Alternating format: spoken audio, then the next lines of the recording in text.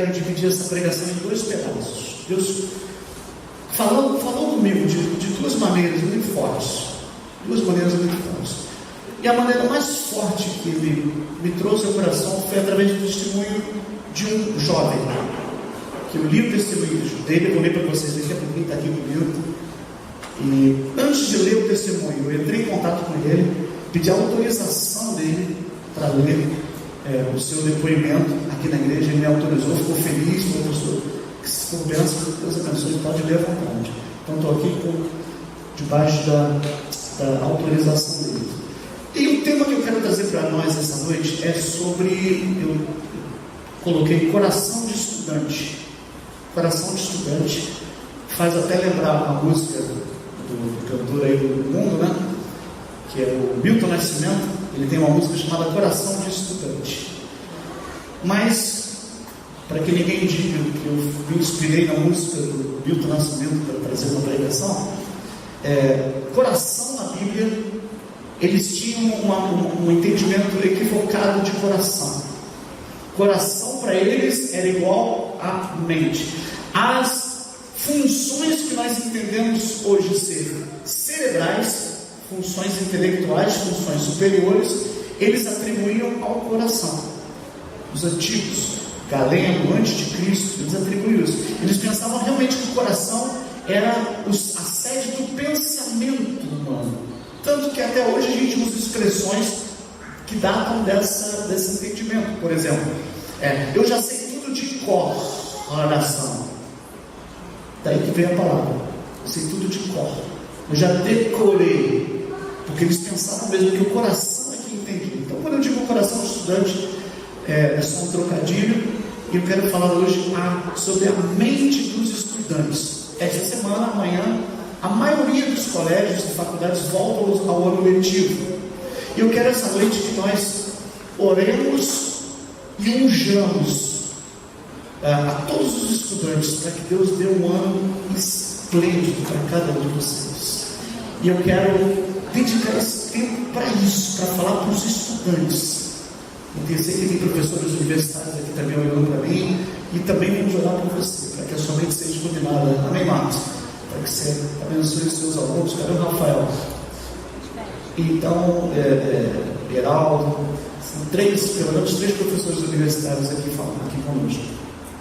Então, irmãos, é isso que nós queremos. Então, eu quero pedir que você entenda que a primeira parte dessa pregação, apesar de parecer não ser espiritual, ela é profundamente espiritual. Deus, eu tenho certeza que Ele tem um posicionamento social para a igreja de Cristo. Ele tem um lugar para o teu filho, para os nossos filhos, nas universidades, nas melhores universidades desse país. Deus tem um espaço lá. Mas nós não vamos conquistar essas vagas só com oração e com jejum. Por isso que eu vou parar esse tempo aqui e pretendo, irmãos, pedir a Deus que realmente fale aquilo que ninguém consegue falar, que seja bênção para a tua vida e para a vida do teu filho, em nome de Jesus. Amém? E para essa primeira parte, eu quero começar justamente lendo o texto. Coloca para mim o texto de Isaías não, de Daniel. O texto de Daniel.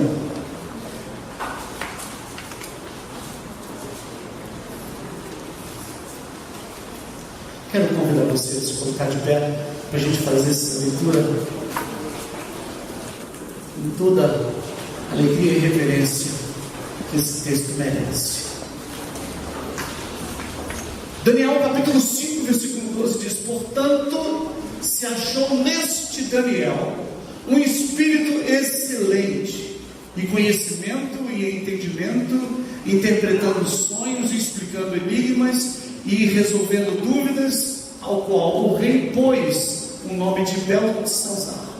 Chame-se, pois, agora Daniel, e ele dará a interpretação.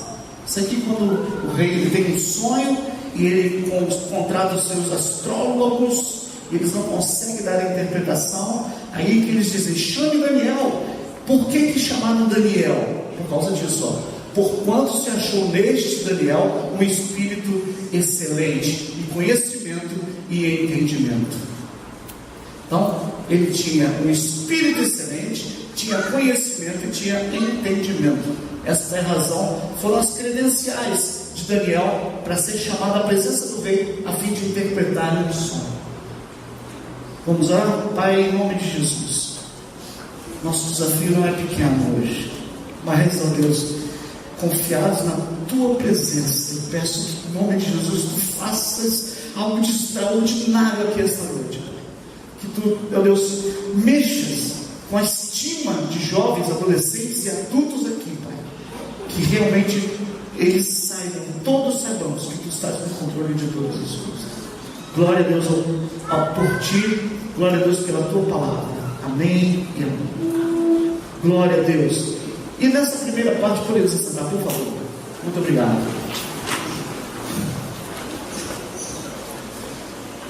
Nessa primeira parte, então, eu quero já começar fazendo algo diferente. Quero chamar minha esposa aqui. Ela vai me ajudar nessa primeira parte da mensagem. Maria é campeã, sempre falo isso dela. Campeã, estudante assim. A gente estudou junto no vestibular.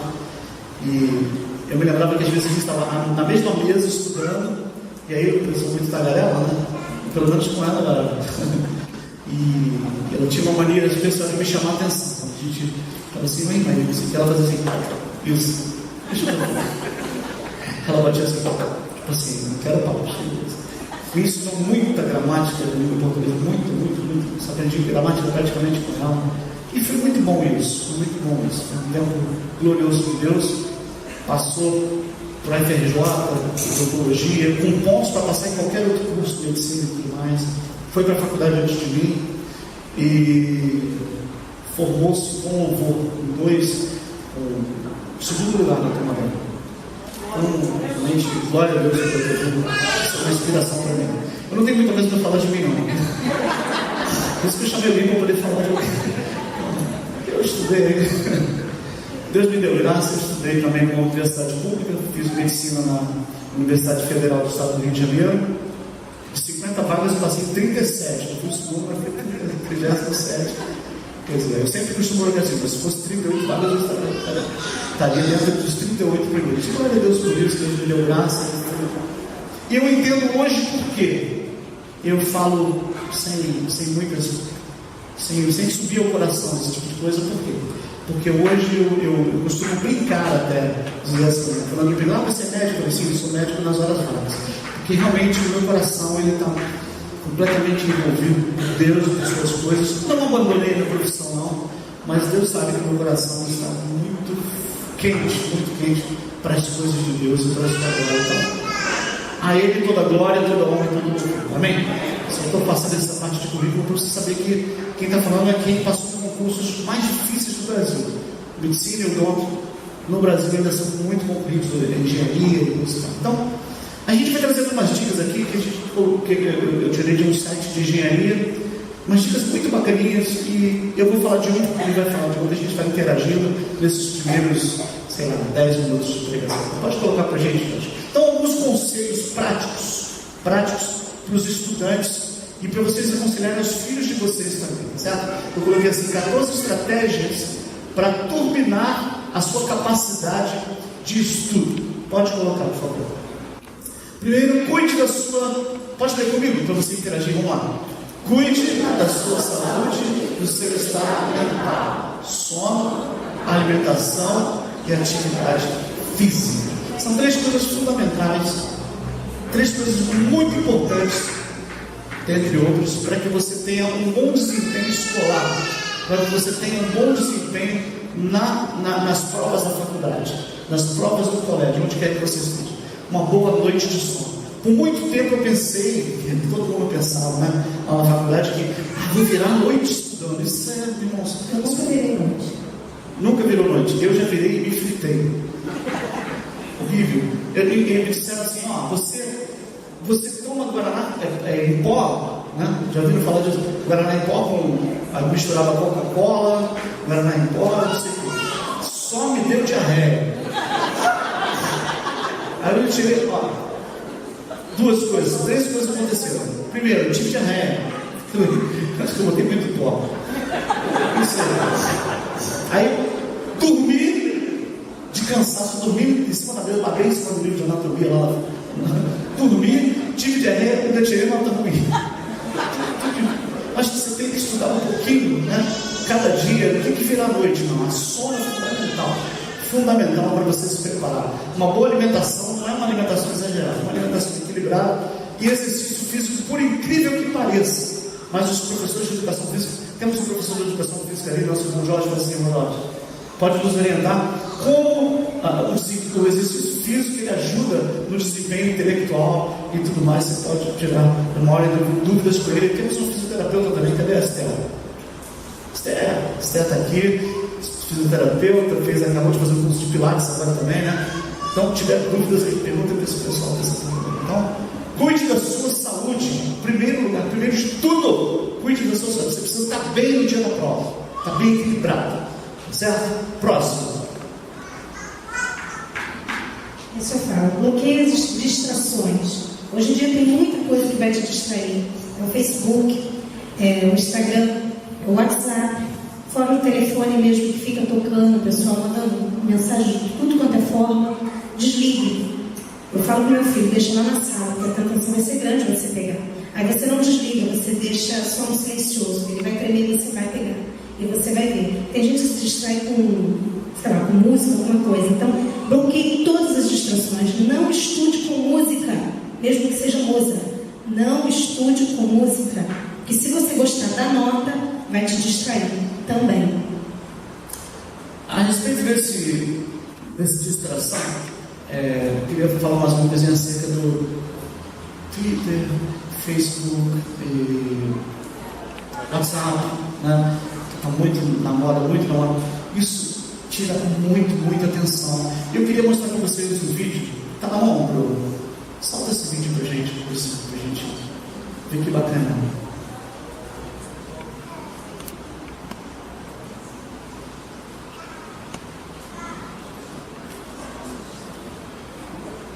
Diga assim para o seu irmão: Deus hoje vai falar de uma forma diferente. Está em inglês, mas tem legenda. Vamos lá. I have 422 friends, yet I'm alone. I speak to all of them every day, yet none of them really know me. The problem I have sits in the spaces between looking into their eyes or at a name on a screen. I took a step back and opened my eyes. I looked around and realised this media we call social is anything but when we open our computers and it's our doors we shut. All this technology we have, it's just an illusion. Community, companionship, a sense of inclusion. Yet when you step away from this device of delusion, you awaken to see a world of confusion. A world where we're slaves to the technology we mastered, where information gets sold by some rich, greedy bastard. A world of self-interest, self-image, self-promotion, where we all share our best bits but leave out the emotion. We're at our most happy with an experience we share. But is it the same if no one is there? Be there for your friends, and they'll be there too, but no one will be if a group message will do. We edit and exaggerate, crave adulation. We pretend not to notice the social isolation. We put our words into order until our lives are glistening. We don't even know if anyone is listening. Being alone is the problem. Let me just emphasise, if you read a book, paint a picture, or do some exercise, you're being productive and present, not reserved and recluse. You're being awake and attentive and putting your time to good use. So when you're in public and you start to feel alone, put your hands behind your head, step away from the phone. You don't need stereo menu or your contact list. Just talk to one another. Learn to coexist. I can't stand to hear the silence of a busy commuter train where no one wants to talk through the fear of looking insane. We're becoming unsocial. It no longer satisfies to engage with one another and look into someone's eyes. We're surrounded by children who, since they were born, have watched us living like robots and think it's the norm. It's not very likely you'll make world's greatest dad if you can't entertain a child without using an iPad. When I was a child, I'd never be home. Be out with my friends on our bikes with Rome. I'd wear holes in my trainers and graze up my knees. We'd build our own clubhouse high up in the trees. Now the park's so quiet it gives me a chill. See no children outside and the swings singing still. There's no skipping, no hopscotch, no church and no steeple. We're a generation of idiots, smartphones and dumb people. from your phone, shut down the display. Take in your surroundings, make the most of today. Just one real connection is all it can take to show you the difference that being there can make. Be there in the moment that she gives you the look that you remember forever as when love overtook. The time she first holds your hand or first kiss your lips. The time you first disagree but still love her to bits. The time you don't have to tell hundreds of what you've just done because you want to share this moment with just this one. The time you sell your computer so you can buy a ring for the girl of your dreams who is now the real thing. The time you want to start a family and the moment when you first hold your little girl and get to fall in love again. The time she keeps you up at night and all you want is rest. And the time you wipe away the tears as your baby flees the nest. The time your baby girl returns for a boy for you to hold. And the time he calls you granddad and makes you feel real old. The time you take all you've made just by giving life attention and how you're glad you didn't waste it by looking down on some invention. The time you hold your wife's hand, sit down beside her bed. You tell her that you love her, play a kiss upon her head. She then whispers to you quietly as her heart gives a final beat that she's lucky she got stopped by that little toy in the street.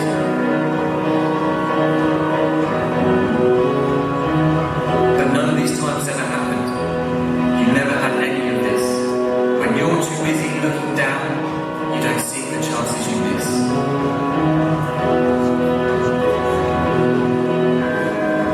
So look up from your phone, shut down those displays. We have a finite existence, a set number of days. Don't waste your life getting caught in the net, as when the end comes, nothing's worse than regret.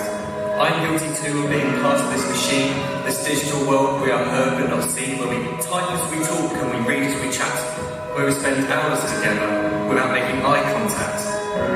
So don't give in to a life where you follow the hype. Give people your love, don't give them your like.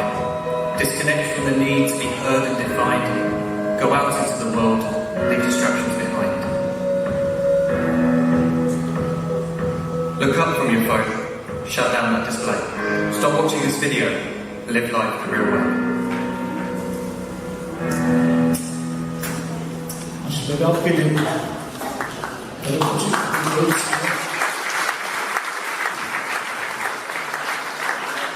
Acho legal porque depois que você assiste e vê o vídeo, ele fala: desliga esse vídeo, vai para o mundo real. Existe um mundo real. E cada vez mais a gente vê as pessoas fugindo desse mundo real. Próximo, 3. Escolha o ambiente adequado. Escolha o ambiente adequado. Qual é o ambiente adequado? Às vezes o ambiente adequado não é tão possível. Aquele ambiente ideal para estudar. Mas uma coisa é certa: o ambiente ideal precisa não, mas de preferência tem que ser silencioso, um silêncio mínimo. Você não vai, sabe que tem o teu vizinho bota música até tarde, você vai para uma biblioteca, vem aqui para a igreja se você quiser. A gente pode até pensar nisso. Um dos nossos projetos é montar uma biblioteca e montar um áudio, um espaço para ler, para estudar, para a gente interagir.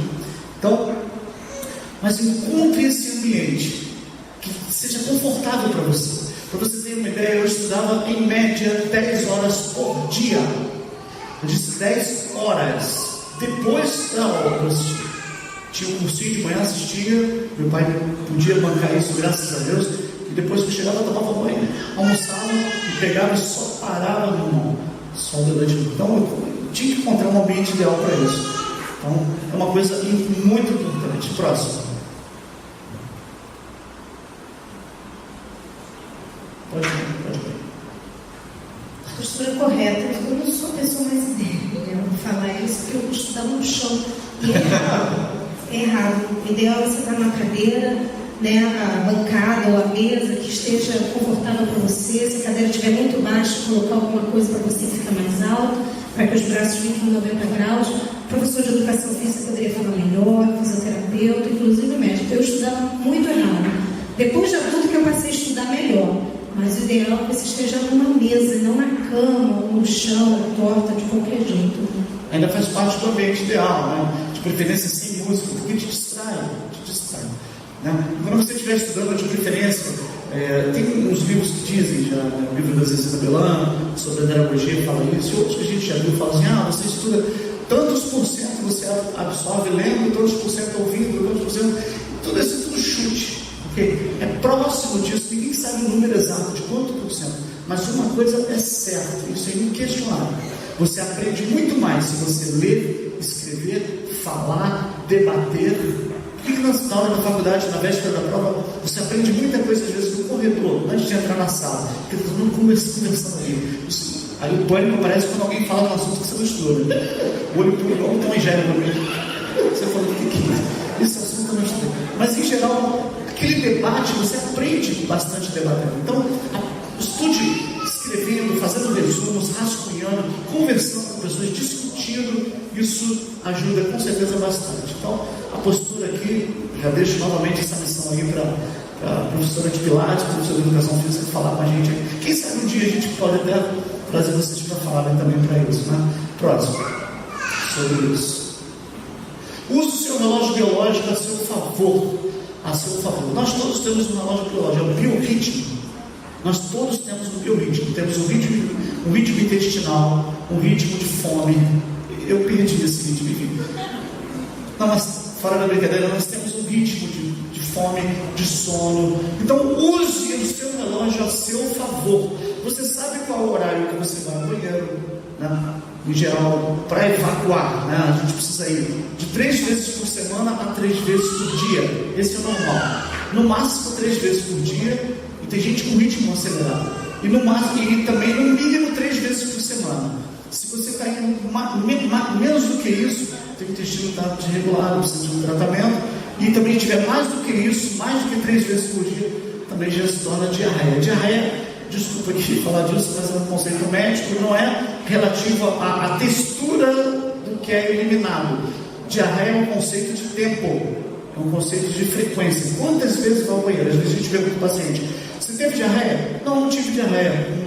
Aí eu faço a segunda pergunta: mas quantas vezes você vai ao banheiro? Esse aqui é o problema, eu estou indo umas 10 vezes. Isso é diarreia. Ele pensa que diarreia é só a textura. Então, cada um de nós tem um ritmo. Então, aprenda com esse ritmo e use ao teu favor. Qual é o teu sono ideal?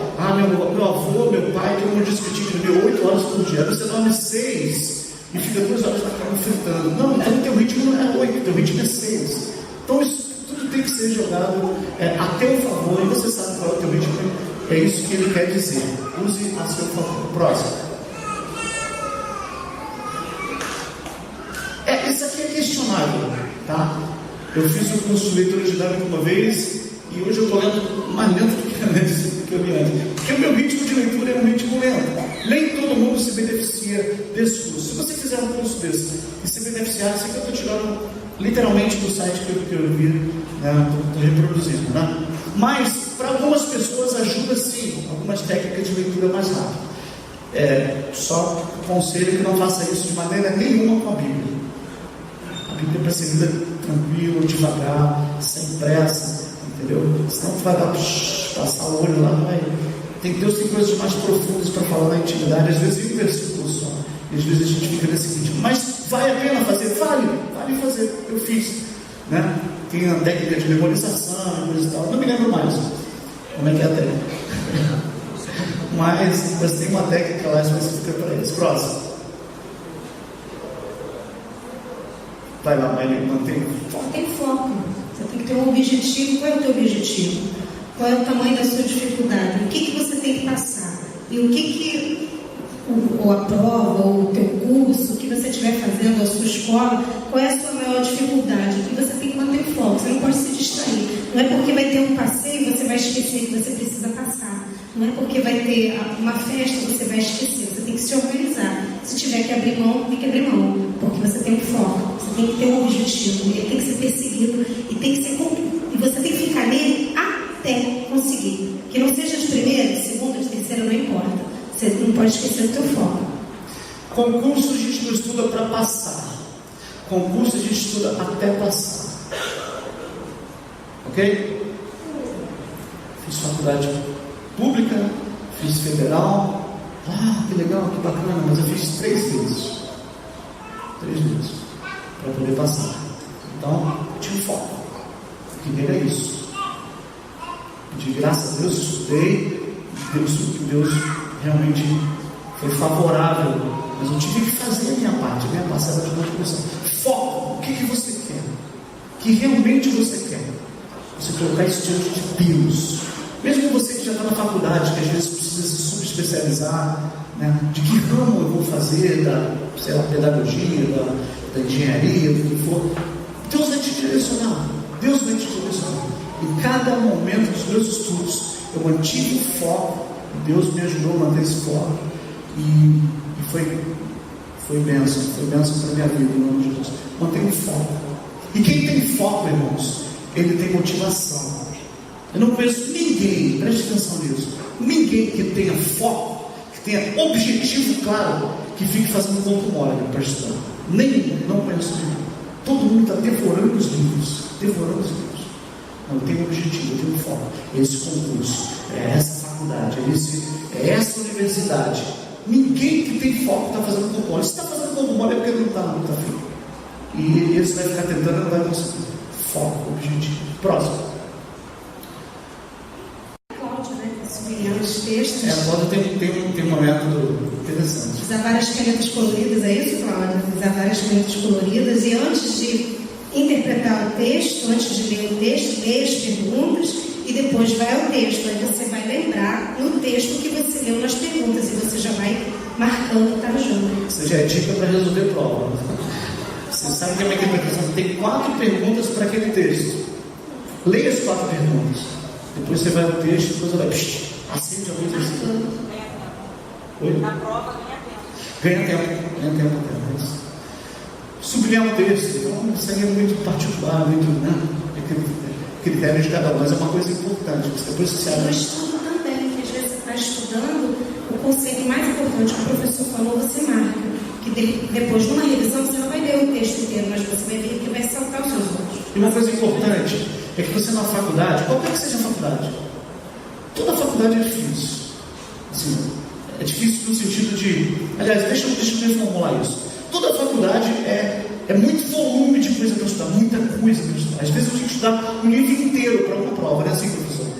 Às vezes um livro inteiro para prova. Você tem que decorar aquilo que está aí dentro. Então, você sublinhando as partes principais, você vai lá e... Não, isso aqui eu já sei. Você marca as partes principais, você resumiu, então isso é extremamente importante. Próximo. Leitura, é só ler. É isso que ele quer dizer, né? Vale a pena ler de novo, ou seja, aquela história de aluno que, não, já li a matéria.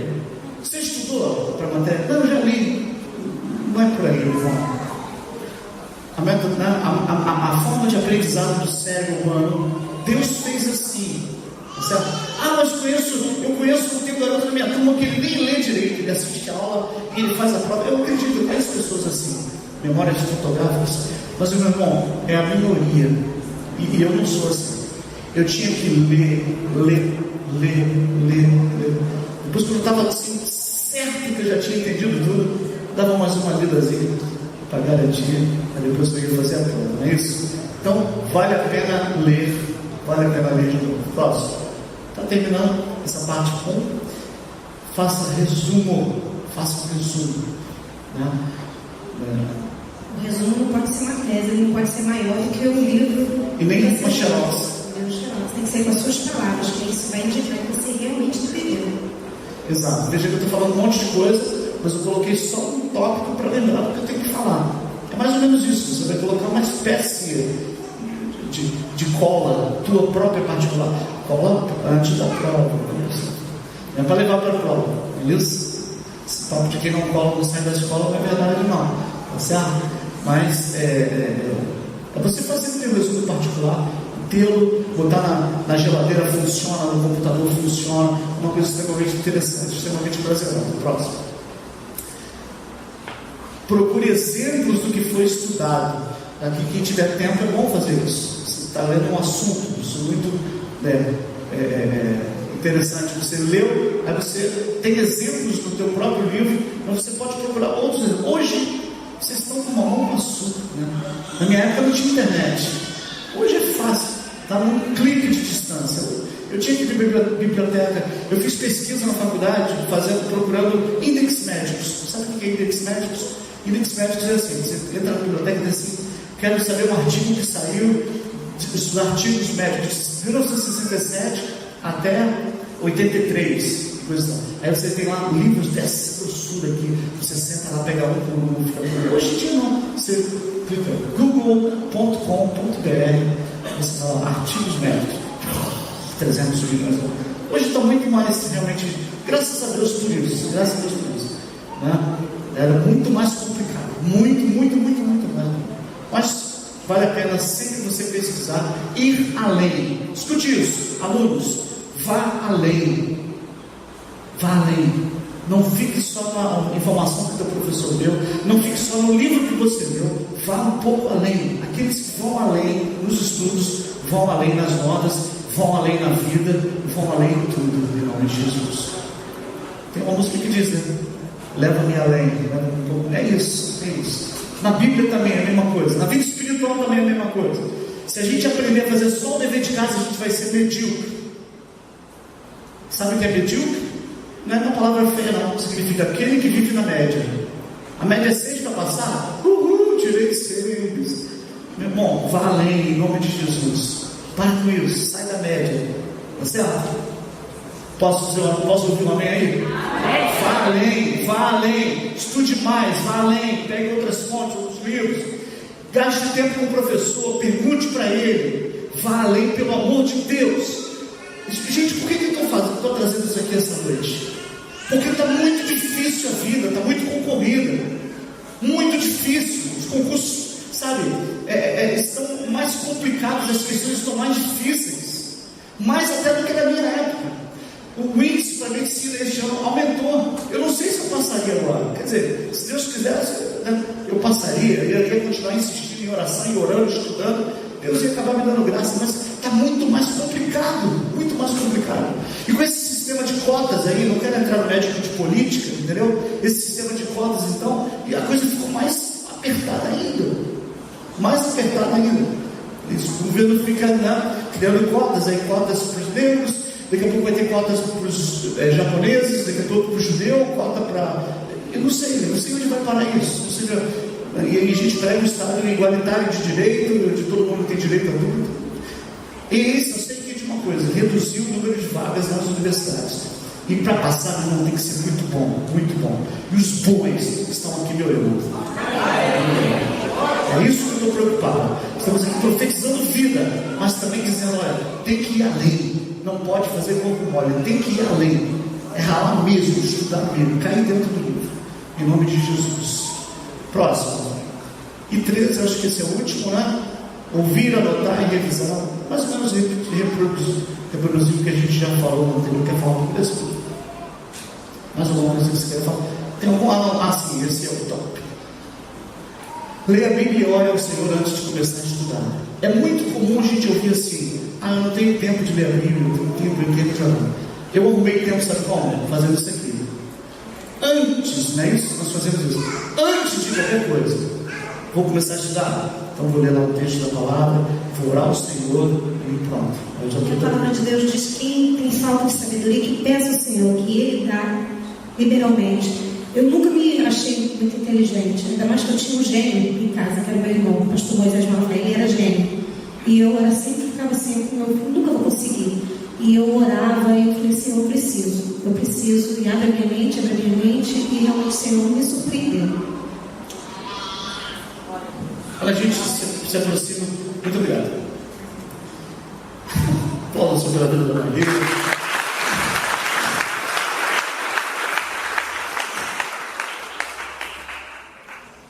Muito obrigado. Fica bem de azul, fica bem de verde, fica bem de amarelo, fica bem até sem cor nenhuma. Glória a Deus. Pode dar um amém?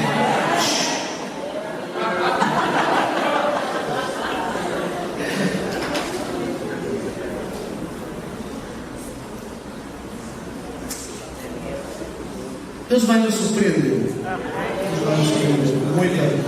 Muita gente boa arrebentando. Para terminar essa parte inicial, eu queria ler o depoimento da Ana Paz. Fiquei realmente bem tocado. Meu nome é Pontinho, daqui a pouco eu digo. Tenho 19 anos, isso foi um depoimento que ele teve que fazer na época. Morador do Complexo do Alemão desde que nasci. Assim como muitos que residem aqui, tive tanto mais quanto boas influências. Mas graças a Deus usei as boas influências para aprender e agarrar as oportunidades que tive com o apoio da minha família e amigos. Para seguir em frente aos meus sonhos, tive que me deparar com diversos obstáculos e dificuldades na vida. Um deles foi o caso do falecimento brutal do meu pai. Foi bem complicado superá-lo. O relacionamento com meu pai era meio conturbado. Quando ele faleceu, fiquei com um enorme sentimento de que poderia ter lutado mais por ele, a fim de ajudá-lo a resolver os problemas dele com o alcoolismo.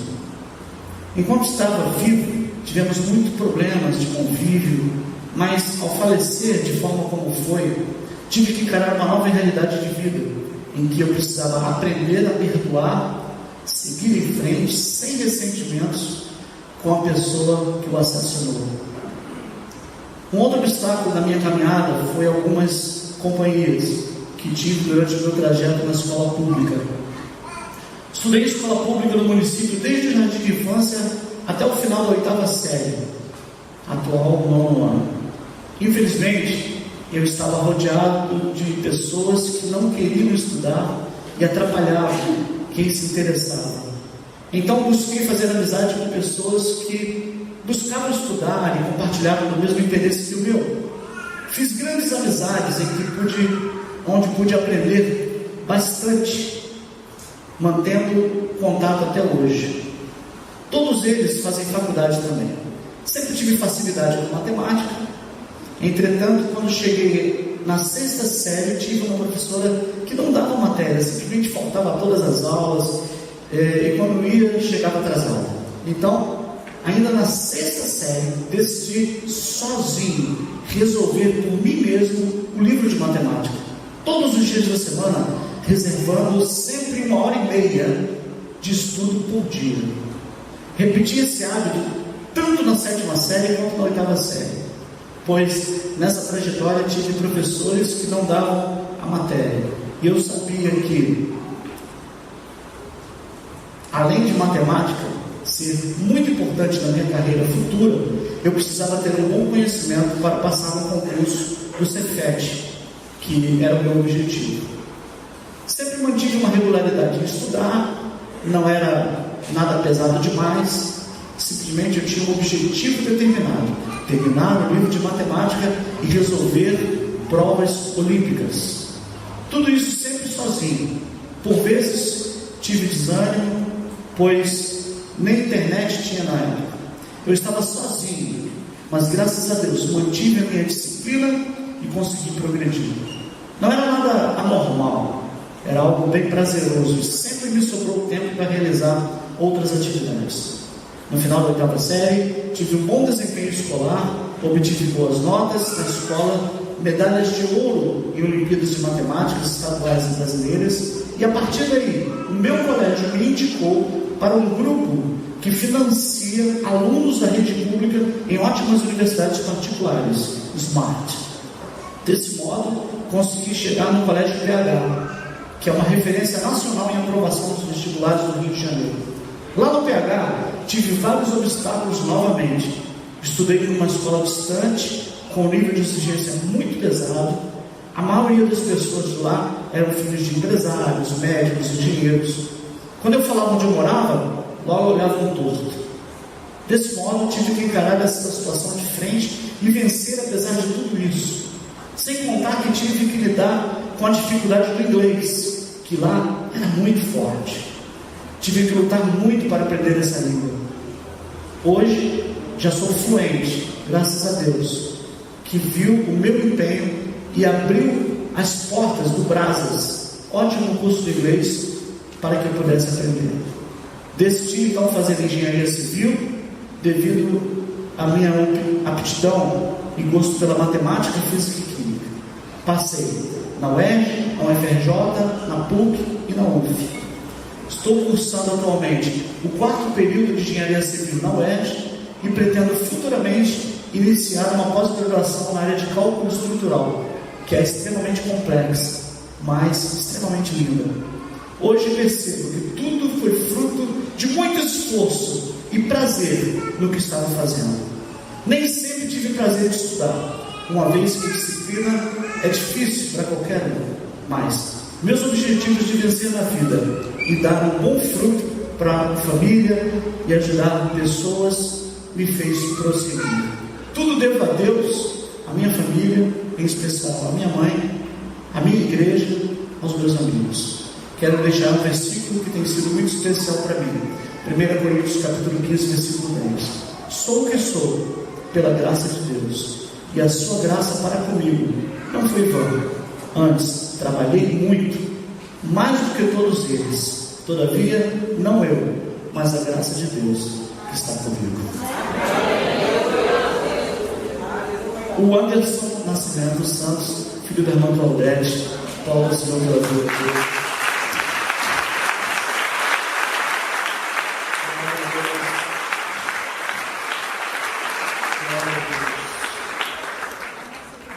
O Anderson está nos Estados Unidos, fazendo algumas matérias na faculdade lá, e volta. Eu conversei com ele ontem pelo WhatsApp, conversamos no final do ano, conversei um pouco ontem. Ele está, parece que só falta um estágio lá, mas ele quer fazer o estágio aqui no Brasil, está voltando, ele vai voltar um pouco antes do que o tempo regulamentar, porque ele quer fazer o estágio dele aqui no Brasil. Então é só um exemplo, né, daquilo que Deus faz. Quando a gente tem um objetivo, tem foco, coloca Deus na frente, depende de Deus e, acima de tudo, e junto com tudo isso, cai dentro dos estudos. Cai dentro dos estudos. Quero pensar contigo no tempo que eu tenho, não pretendo extrapolar, não, acerca desse pensamento, dessa coisa que Daniel tinha, que diferenciava Daniel dos demais amigos, dos seus amigos, dos demais que estavam ali. A Bíblia diz que Daniel tinha um espírito excelente. E a gente vai pensar um pouquinho sobre esse espírito excelente. A Bíblia diz que Apocalipse capítulo 1, vamos ler aqueles textos de Apocalipse. Eu separei alguns textos de Apocalipse para você ver comigo algo muito, muito, muito interessante. E se eu fosse você, eu anotaria essas referências. Apocalipse capítulo 1, versículo 4, ele diz assim: João, às 7 igrejas que estão na Ásia, graça e paz seja convosco da parte daquele que é, que era e que há de vir, e da dos 7 espíritos que estão diante do seu trono. Diga comigo, 7 espíritos. É sobre isso que eu quero falar. Próximo versículo de Apocalipse. Apocalipse capítulo 3, versículo 1, diz assim: ao anjo da igreja que está em Sardes escreve: isso diz o que tem os 7 espíritos de Deus e as 7 estrelas. Conheço as tuas obras, que tem nome de que vives e estás morto. Ele fala novamente acerca dos 7 espíritos de Deus. Apocalipse capítulo 4, versículo 5 diz: e do trono saíram relâmpagos, trovões, vozes, e diante do trono ardiam 7 lâmpadas de fogo, as quais são os 7 espíritos de Deus. Apocalipse capítulo 5, versículo 6 diz: e olhei, e esse que estava no meio do trono dos 4 animais viventes, e entre os anciãos um cordeiro, como havendo sido morto, e tinha 7 pontas e 7 olhos, que são os 7 Espíritos de Deus enviados sobre toda a terra. 7 Espíritos de Deus. Aí eu queria com você agora ir lá para, antes de entrarmos em Isaías, ele fala em Apocalipse dos 7 Espíritos de Deus. Mas espera aí, pastor, não é o Espírito de Deus? Deus não é Espírito e importa que eu adore em Espírito e verdade. É o Pai, o Filho e o Espírito Santo, é só o Espírito. Sim, vamos entender isso. Quando ele fala assim, os 7 Espíritos de Deus, não quer dizer que Deus tenha 7 Espíritos, que ele seja composto de uma heptaunidade, né? De 7 Espíritos. Não, 7 na Bíblia sempre aponta, na maioria das vezes aponta para uma ideia de plenitude e completude, para uma ideia de amplidão. Então 7 fala de coisas plenas, completas. E Isaías nos ajuda a entender quais seriam esses 7 espíritos que eu chamaria de 7 nuances do Espírito de Deus, 7 manifestações espirituais do Espírito de Deus, que é um só. Ele tem esses 7 espíritos. Vamos ler em Isaías capítulo 11 quais são esses que são chamados 7 espíritos de Deus. Isaías, em sua profecia, falando acerca de Cristo, ele diz assim: e pousará sobre ele Jesus, e repousará sobre ele o Espírito do Senhor, o Espírito de sabedoria, o Espírito de entendimento, o Espírito de conselho e de fortaleza, o Espírito de conhecimento e de temor do Senhor. 7 vezes ele fala Espírito do Senhor, Espírito de sabedoria, Espírito de entendimento, Espírito de conselho, Espírito de fortaleza, Espírito de conhecimento e Espírito de temor do Senhor. Isso significa dizer que aqueles que têm o Espírito de Deus, eles têm essas fragrâncias, eles têm essas nuances do Espírito Santo em si mesmo. Deixa eu fazer um paralelo para a gente entender ainda um pouco melhor. Quando a Bíblia fala de fruto do Espírito, lá em Gálatas capítulo 5, versículo 22, fala de fruto do Espírito. Ele primeiro fala de obras da carne, no versículo 20 e 21, ele diz assim: mas as obras da carne são manifestas, as quais são prostituição, lascívia, glutonaria, feitiçaria, um monte de coisa. As obras da carne são no plural. Mas quando ele muda para o versículo 22, ele transfere para o singular, não é mais plural. Ele diz: mas o fruto do Espírito é singular, tudo no singular. Repetindo, as obras da carne são manifestas. Elas são prostituição, lascívia. Como a gente entende isso? A gente entende da seguinte maneira: obras da carne são muitas, são tantas que ele nem usa descrever todas.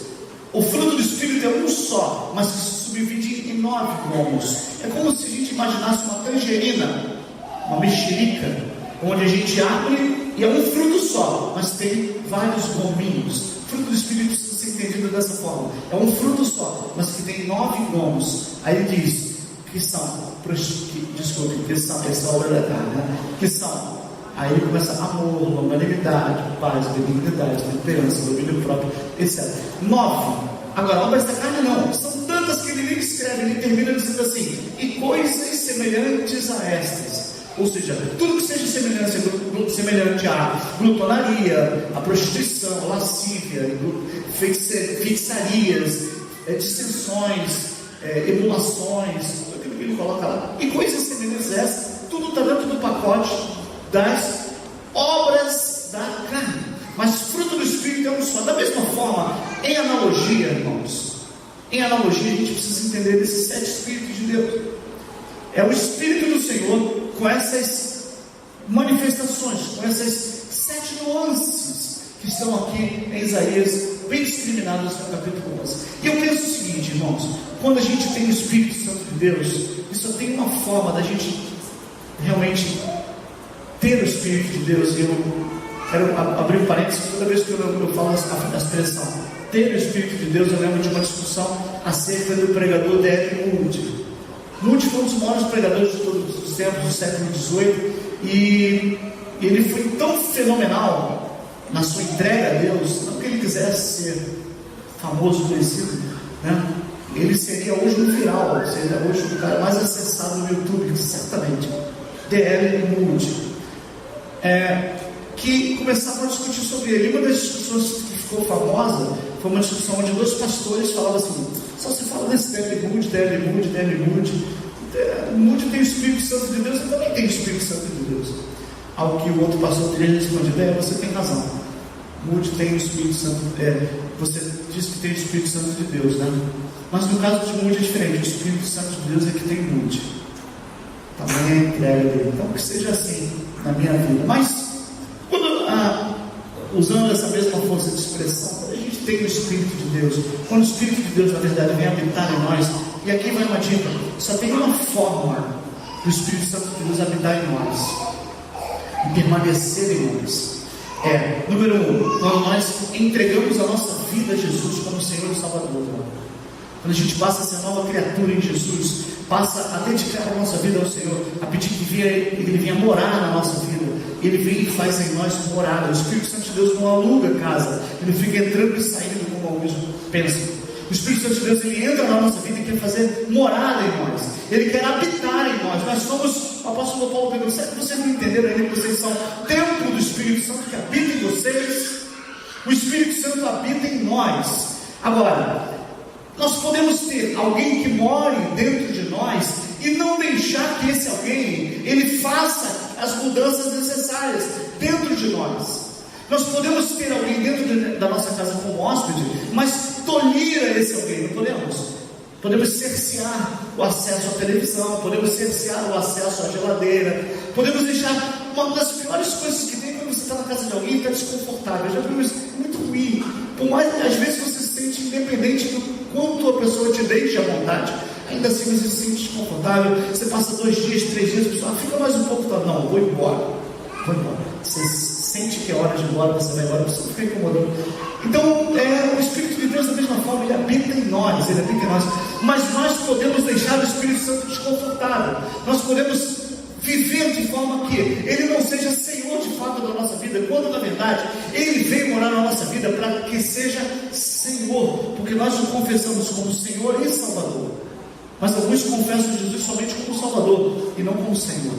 Ele não quer ser só o teu Salvador. Salvador Ele já é, mas Ele também quer ser Senhor da tua vida. Ele quer dar as regras do jogo.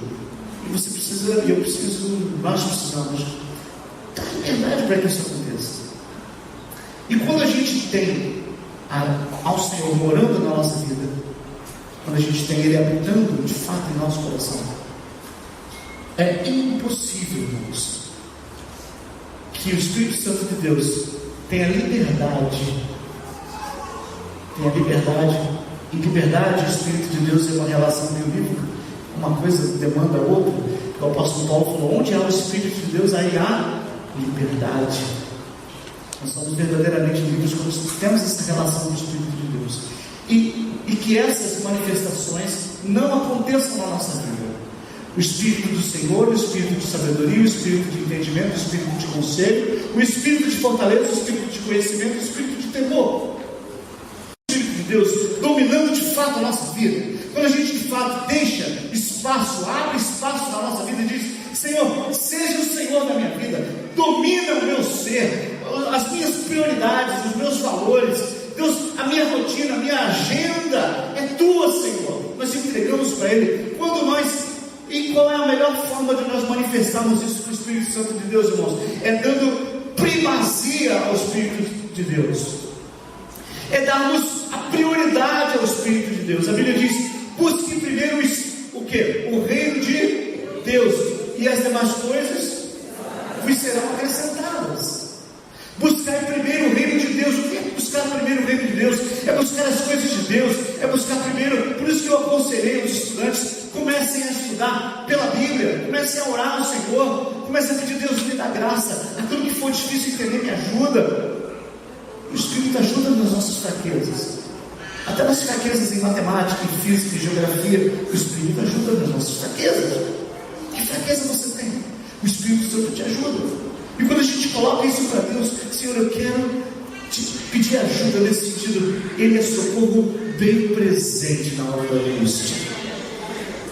Pelo que não temeremos a prova, pelo que não temeremos o concurso, pelo que não temeremos a vida. A gente precisa, irmãos, aprender a começar a botar o Evangelho dentro da nossa vida prática. Parar de tanto evangeliquez e começar a viver a vida prática com o Evangelho de Cristo. É Jesus no concurso, como Paulinho Macuco, lá em São Paulo, em 1987, 88, o Vitor estava nascendo. Ele escreveu uma música que estourou no mundo nacional, né? Jesus em todo lugar, Jesus no cinema, Jesus em Ipanema, Jesus no corredor, Jesus no metrô. O pessoal dava risada, mas é isso, Jesus na nossa vida diária, onde quer que estejamos. Jesus, agora é só Jesus, agora é só Jesus, agora é só Jesus. Pulei pela janela do corredor 18. Pulei pela janela do corredor 18. Quem lembra dessa pessoa? Só eu. Por que ele pulou da janela do corredor 18? Muito doido, muito cheio de cocaína na cabeça. Ele estava no hospício internado, no corredor 18, tinha uma janela.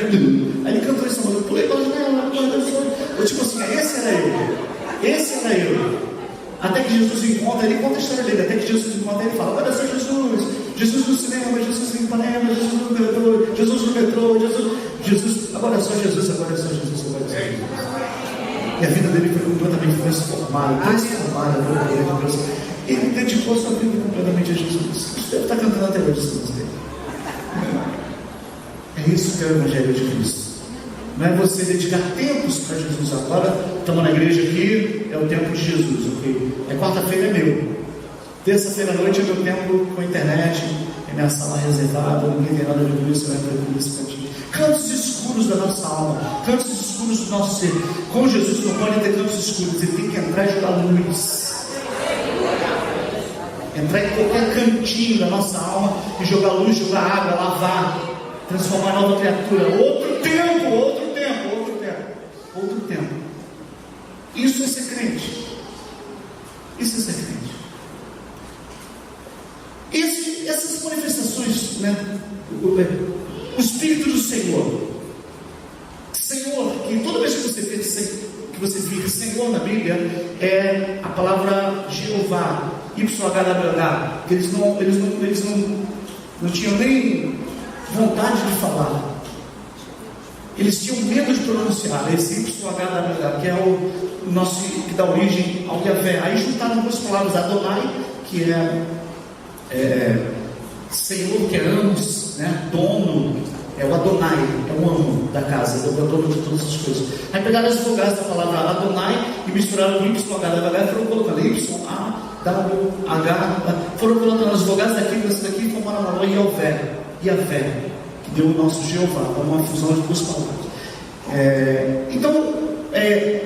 Quando ele fala o Espírito do Senhor, é o Espírito de Deus Todo-Poderoso, é o Espírito de Deus, daquele que é Senhor, que é dono. Então a primeira característica daquele que tem o Espírito do Senhor é aquele que invoca o senhorio do Senhor. E você vai estudar, estou falando hoje para estudantes aí, vai começar esse tempo invocando o nome do Todo-Poderoso na tua vida. Ele é Senhor sobre todas as coisas. Ele é Senhor dos céus, Senhor da terra, Senhor do mar, Senhor da matemática, Senhor da física, Senhor da geografia, Senhor da língua estrangeira. Ele é Senhor de todas as coisas. Nada escapa dele. Ele é Senhor de todas as coisas. Você tem o Espírito de Deus, o Espírito do Senhor habitando em você.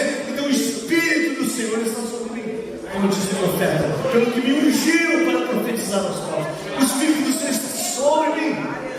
Você precisa entender isso. Você precisa entender isso.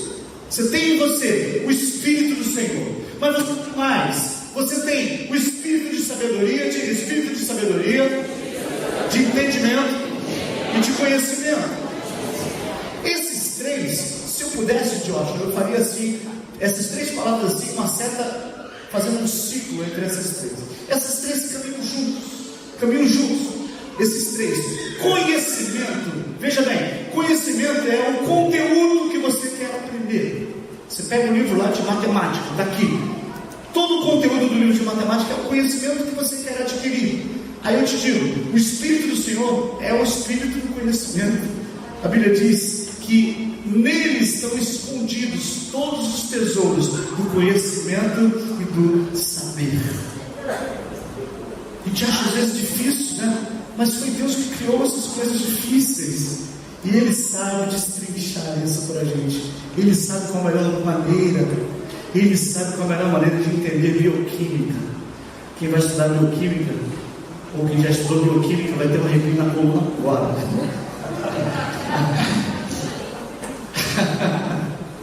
Deus sabe aqueles meandros todos, aquelas reações todas, uma por uma, porque Ele fala assim: filho, fui eu que criei tudo isso daí. Será que Ele não pode nos ensinar? Conhecimento é o que você quer adquirir, é o conteúdo da matéria que você quer estudar. 2, entendimento é a capacidade intelectual de aprender isso. Então, conhecimento é o que você quer saber. Inteligência ou entendimento é São os meandros dos caminhos cerebrais, as sinapses, as conexões, para você entender aquilo de uma maneira extraordinária. E sabedoria é o terceiro. Sabedoria é a habilidade, é a capacidade de botar em prática aquilo que você aprendeu. Então são três coisas. Um é o conhecimento, é aquilo que você quer aprender. 2 é o entendimento ou inteligência, a capacidade de aprender aquilo que você tem para estudar. E 3, a sabedoria. Sabedoria é você conseguir colocar em prática. É a habilidade de colocar em termos práticos aquilo que você estudou, que você praticou. Então essas 3 coisas precisam andar juntas.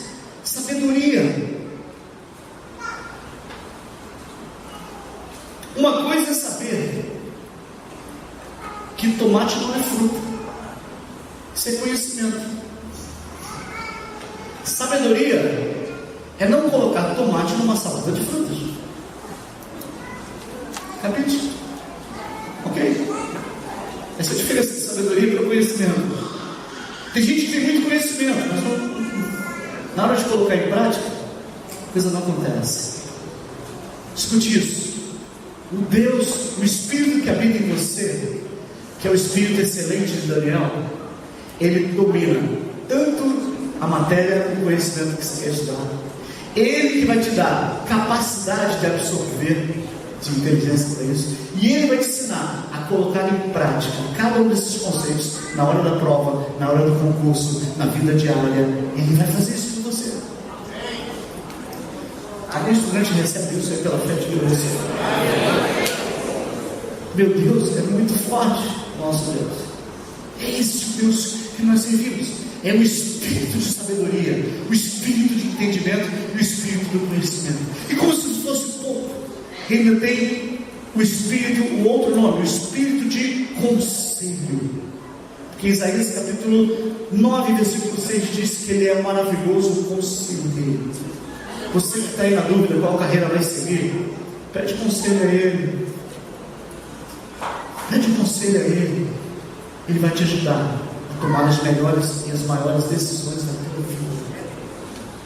É na adolescência, na juventude, que nós tomamos as decisões mais difíceis e mais importantes da nossa vida.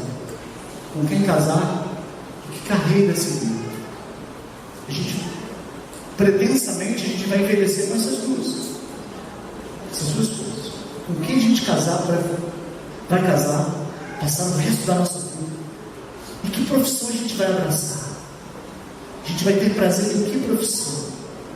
Peça conselhos, porque ele é um conselheiro maravilhoso. Maravilhoso. O seu nome será, vamos lá, maravilhoso, conselheiro, Deus forte, Pai da eternidade, príncipe da paz. Ele é conselheiro. O Espírito que habita em você, ele é conselheiro. Ele vai te ajudar nisso. O espírito de fortaleza. Quando você se sentir fraco, quando você sentir que realmente não está dando mais, pastor, olha, eu estou exausto. Lembre-se, o espírito que habita em você é o espírito de fortaleza. Ele vai te sustentar.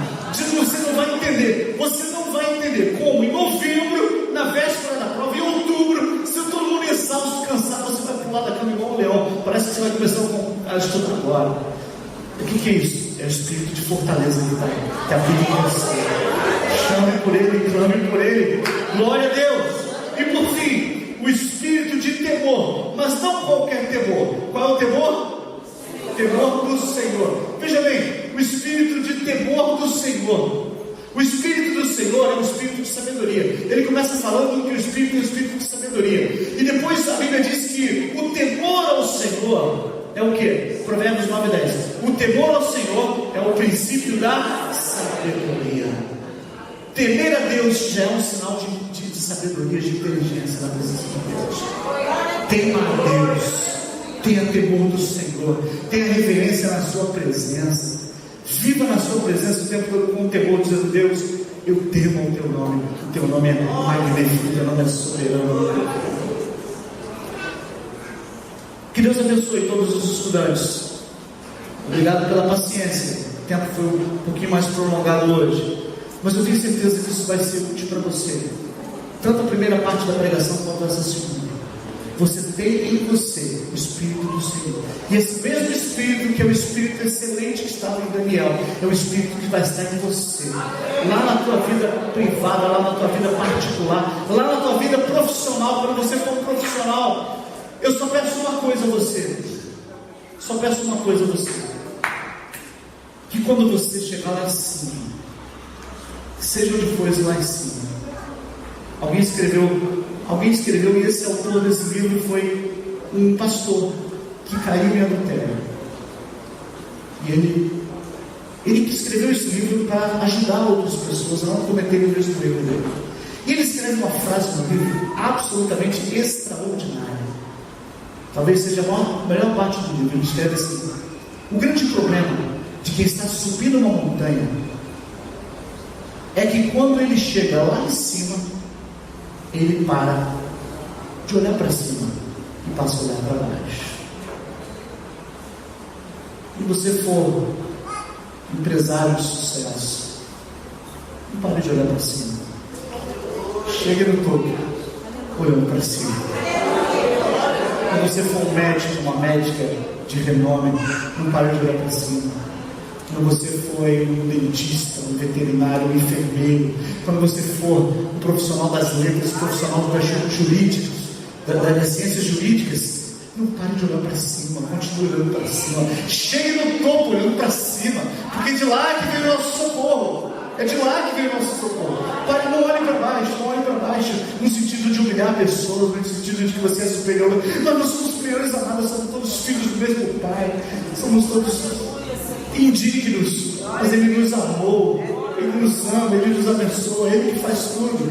Como o Anderson colocou aqui: sou o que sou, pela graça de Deus que está em mim, pela graça de Deus, graça sobrenatural de Deus. Quando chegar lá em cima, não pare de olhar para cima, continue a depender de Deus, continue a depender do Pai, continue a depender do Filho, continue a depender do Espírito Santo de Deus, continue olhando para cima, glorificando a Deus que está nos céus. Quando você for um veterinário, uma veterinária de sucesso, quando Deus começar a te honrar, quando Deus começar a fazer grandes coisas na tua vida, não pare de olhar para cima, continue glorificando ao Deus que está nos céus, porque foi pelo Espírito do Senhor que habita em mim, que habita em nós, que nós conseguimos todas essas coisas. A Ele, pois, a glória para todos sempre. Amém.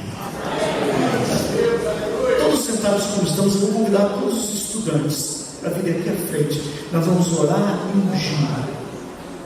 Eu, o presbítero Arno, o presbítero Moisés, o presbítero Valteir, vamos ungir na tua testa. Vamos, Diácono Maurício, venha, o presbítero Rogério, nos visitando mais uma vez, o presbítero Jordão.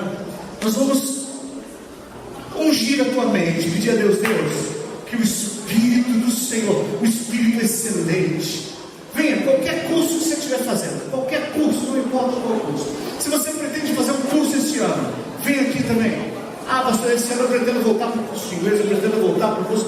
Venha também que nós vamos, aleluia, aleluia, glória a Deus. Nós vamos pedir o louvor para cantar uma canção. Enquanto o louvor vai ministrando essa canção, à medida que você for sendo ungido, a gente for orando, você vai voltando para o teu lugar, amém? Obrigado, minha irmã.